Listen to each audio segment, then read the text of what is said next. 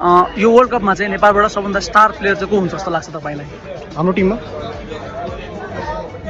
Star अब I think Dipti दाइले राम्रो गर्छ वर्ल्ड कपमा। दिप्ती दाई one of the best fielder वर्ल्डको जस्तो मलाई फिल हुन्छ।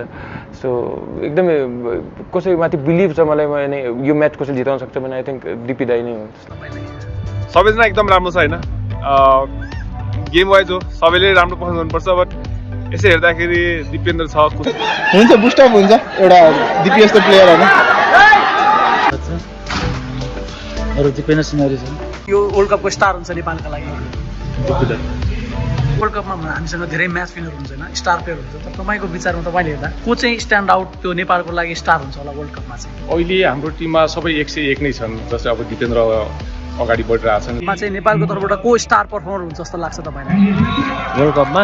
सायद दिप्ती दाई, दिपेन्द्र अहिले। टिममा कसैको फ्यान हो भने दिप्ती दाईको स्पेसली, र जुन हिसाबको दाईको फिल्डिङ छ, ब्याटिङ छ, बलिङ छ होइन, सो आई थिङ्क म